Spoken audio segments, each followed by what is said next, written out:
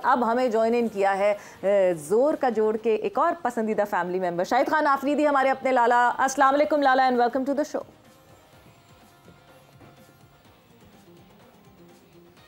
जी अस्सलाम वालेकुम सारों को। वालेकुम अस्सलाम व रहमतुल्लाह। खैरियत से हैं? ठीक ठाक है? उम्मीद है रोजा अच्छा चल रहा होगा आप लोगों का। लग रहा है लाला, आपका तो लग रहा है कि आपको लग रहा है रोजा।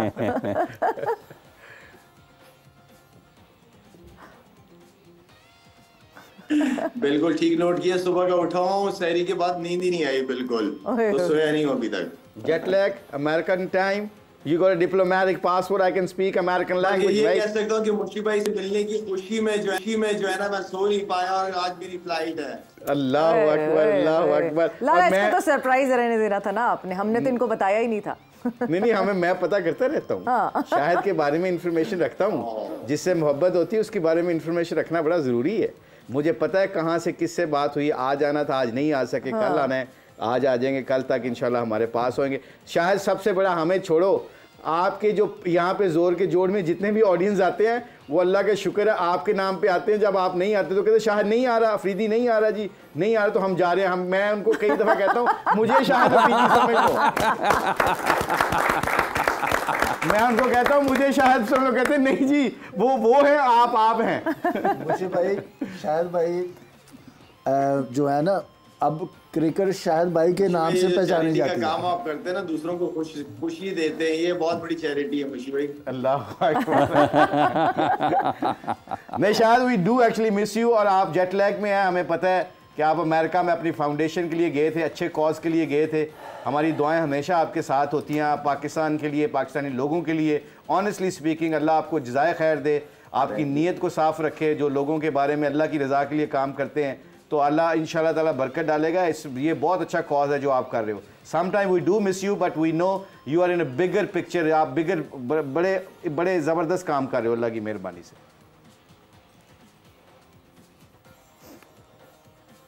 मुशी भाई, हमें समझ जैसा प्लेटफॉर्म मिला है अल्हम्दुलिल्लाह, जहाँ बैठ के हम गपशप लगाते हैं, क्रिकेट की बातें करते हैं, बहुत सारे बच्चों को सीखने का मिलता है।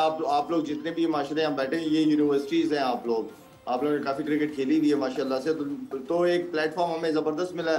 बाकी आप लोगों की इजाज़त मुझे मिल जाती, मैं अमेरिका इंग्लैंड चला जाता हूँ, फाउंडेशन के काम भी हो जाते हैं मेरे, तो वो एक सेकंड इनिंग है इंशाल्लाह, और वो सेकंड इनिंग बहुत इंपॉर्टेंट इनिंग है मेरी, और उस सेकंड इनिंग में मुझे आप लोगों का साथ चाहिए होगा, ताकि मैं स्ट्रॉन्ग फील करूँ और जाके जो भी हमारे प्रोजेक्ट्स इनिशिएटिव्स लिए हमने उसको पूरा कर सके पाकिस्तान भर में इंशाल्लाह। नहीं इंशाल्लाह, जिस तरह फर्स्ट इनिंग में आप सक्सेसफुल रहे हैं, आप सेकंड इनिंग में उससे भी ज़्यादा सक्सेसफुल रहे हैं। बट कोयटा ग्लैडिएटर्स की सक्सेस लाला कहीं दिखी नहीं हमको। कल तो चैलेंज ही नहीं किया कोयटा ग्लैडिएटर्स ने इस्लामाबाद यूनाइटेड को। सवेरा बिल्कुल समझ नहीं आया मुझे। कोयटा ठीक है, हमें इस बार हमारी उम्मीदें पहले की निस्बत ज्यादा बढ़ी हुई थी, लेकिन जिस तरह की परफॉर्मेंस अभी लास्ट मैच में की है बिल्कुल समझ नहीं आया। आई मीन के कहीं पार्टनरशिप नजर नहीं आई। देखिए सवेरा, आपके ना जो 6-7 बैट्समैन होते हैं, इसमें एक रन करता है, 60-70 रन करता है, बाकी 25-30-20 रन करके आपका आराम से 170 प्लस स्कोर लग जाता है। बल्कि अगर आप उनकी बैटिंग देखें इस्लामाबाद की, तो मेरे ख्याल में गुप्टिल ने 50 की है, बाकी 20-23-19-17 करके उन्होंने 170 प्लस कर दिया है। तो आई मीन कि कहीं कोयटा की तरफ से वो पार्टनरशिप्स नजर नहीं आई। हम शुरू के नए बॉल से विकेट लेने की बात करते हैं, तो आपके नए बॉल से तो इमाद वसीम ने मैच खत्म कर दिया था मेरे ख्याल में। इमाद ने, नसीम ने, ऊपर के आपके दो बॉलर्स ने आपको मैच खिलवा दिया था उन्होंने ऊपर से। तो आई मीन कि ऊपर से भी मैच जीत गए थे। आई डोंट, कोई एटीट्यूड समझ नहीं आया, कोई एक फाइटिंग स्पिरिट जो नजर आती है, आप लड़के हारते हो सबको मजा आता है देखने में मैच, लेकिन कहीं फाइट नजर नहीं आई और इस्लामाबाद आराम से जीत गया। बल्कि और मैं और मुशी भाई तो वोट दे रहे थे कि कोयटा जीतेगा ये मैच। हाँ, प्रेडिक्शन तो चले आप लोगों की गलत हो गई, but yes, Imad Wasim Lala, Imad Wasim is blooming right now. मतलब ऑब्वियसली परफॉर्मेंस पे परफॉर्मेंस, मतलब is he proving a point on and on कि यस गलती कर दी, मुझे थोड़ा सा इधर उधर इग्नोर करके शायद वर्ल्ड कप में आसानी हो जाती है हमारे साथ।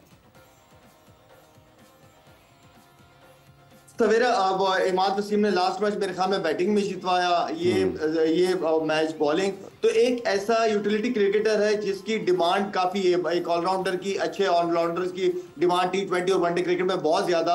आई मीन के इमाद ने मेरे ख्याल में तो बहुत जज्बाती फैसला किया, जरूरत नहीं थी। मेरी शाहीन से भी बात हुई थी जब शाहीन कप्तान बना था, मैंने कहा इन प्लेयरों को मनाओ, आप इनको वापस लेके आओ, इनको आपके आने से पता होना चाहिए कि यार देयर इज अ होप। तो आई मीन के इनको वापस आना चाहिए इन लड़कों को। इमाद वसीम की परफॉर्मेंस की बात करूं या इवन के मैं मोहम्मद आमिर को ना इस वक्त भी शाहीन हो गए या नसीम शाह हो गए, हारिस रऊफ हो गए, ये उस कैटेगरी में आता है। मोहम्मद आमिर अभी भी मेरे ख्याल में बहुत सारे जो पाकिस्तान से बॉलर फास्ट बॉलर खेल रहे हैं उनमें अभी भी मोहम्मद आमिर बहुत बेहतर है। जिस तरीके से वो नया बॉल करता है, मेरे ख्याल में इतना अच्छा बॉल मोहम्मद आमिर नया बॉल करता है कि मेरी कभी कभार उम्मीद होती है कि यार शाहीन इस लाइन और लेंथ पे नया बॉल शाहीन को करना चाहिए। या जो आखिरी के ओवर होते हैं कि मोहम्मद आमिर जो आखिरी के ओवर करता है, मेरी ख्वाहिश होती है कि पाकिस्तानी फास्ट बॉलर्स आखिर के ओवर इस तरह करने चाहिए। तो मोहम्मद आमिर अभी भी मैं समझता हूं कि वो अपनी आराम से 11 लड़कों के अंदर अपनी जगह आराम से बना सकता है। तो ये इमाद वसीम, मोहम्मद आमिर, इनके अंदर क्रिकेट है, खेलना चाहिए। पाकिस्तान से खेलने का मजा ही कुछ और है। पाकिस्तान से खेलने का मज़ा ही कुछ और है। तो ये तो पीजे साहब वापसी का है एक तरह से कि पाकिस्तान क्रिकेट बोर्ड को चाहिए अब बेहतर मुस्तकबिल के लिए कि मोहम्मद आमिर को इतने साल हो गए इंटरनेशनल क्रिकेट से रिटायर हुए, लेकिन आज भी शाहिद साहब ये मान रहे हैं कि वो अभी भी ये उन खिलाड़ियों के साथ नज़र आते हैं। आप शाहिद अफरीदी को भी मौका दो ना, अभी ही will still perform well honestly, I tell you. अच्छा, हाँ, आई टेल यू। देखो ये कई लोगों में होता है कि आप you always on stand by, but particularly those people. आप ये एक्चुअली कह रहे हैं, सार्कास्टिकली कह रहे हैं? नहीं, मैं एक्चुअली कह रहा हूँ, मैं एक्चुअली कह रहा हूँ। और ये सब चीज़ डिपेंड करती है आपकी फिटनेस पे। अगर आप फिटनेस मेंटेन रखते रहो तो आप आ सकते हो। ज़रूरी नहीं है कि एक बंदे ने कहा जी मैं रिटायर, यार ये जब ये संभाले नहीं जा रहे थे मैल्कम, ये क्या कहते हैं, माइकल होल्डिंग और ये रॉबर्ट्स और सारे ये बॉलर्स, वो डेविड स्टील को ले आए थे, जो ब्रायन क्लोज को ले आए थे, उसको उन्होंने मार मार के इधर उनको नीला पीला कर दिया था। खड़े रहे थे वो ओवल के ऊपर, ओवल टेस्ट पे खड़े रहे। क्यों? क्योंकि जब सर्विस मुल्क कहता है ना, तो people like Shahid Afridi and ये दूसरे का क्या नाम है जिसको भी कहा, Imad, they should come back, why not? ये क्या बात होगी रिटायर हो गए? No, as long as your fitness is there and I think you're always ready to serve your country. I agree with Shahid, Pakistan का खेलने का मजा कुछ और है। नहीं भाई, ये तो आपका हौसला है कि आप मुझे सुन रहे हैं। उन्होंने खेली है और शायद वो अता के बड़ा हम्बल है कि मान गया है, कहता आपकी बड़ी मेहरबानी है, तो आपका हौसला, आप सुन रहे हैं मेरी बातें। नहीं, अता ने बड़ी अच्छी बात की है। ये रिवर्स स्विंग आपको पता है कहाँ से आई? नहीं, अता की तो अपनी अदाएं हैं। मुश्किल जब ये खेलता था तो वो इसके अंदर वो बड़ा हमेशा डाउन टू अर्थ रहा है ये खेलते वक्त जमाने में। ये सही कह रही है। शायद भाई मुझे देखे, मैं यार आपका बड़ा फैन भी हूँ और मुझे खुशी होती है कि मैंने तेंदुलकर को भी आउट किया, लारा को भी आउट किया और शाहिद भाई को भी आउट किया। और ये कैसे आउट किया था? शाहिद को मैंने स्लिप में आउट किया था किजाफी स्टेडियम में। किया अता ने, डिपार्टमेंट मैच में आउट किया था लाहौर में, बहुत अच्छा स्पेल किया था अता ने। शाहिद भाई, लेकिन मैं आपका जितनी दिलेरी से आप खेलते हैं ना, मुझे वो दिलेरी ही पसंद है आपकी। क्या बात है। बट लाला, एक बहुत अच्छी एक डिबेट यहाँ पे ये चल रही है कि टैलेंट वर्सेस स्किल्स। टैलेंट तो होता है और टैलेंट तो नेचुरली टैलेंट एक प्लेयर के पास होता है, मगर जब तक वो उस पे स्किल्स नहीं डेवलप करता वो एक ग्रेट प्लेयर नहीं बन सकता।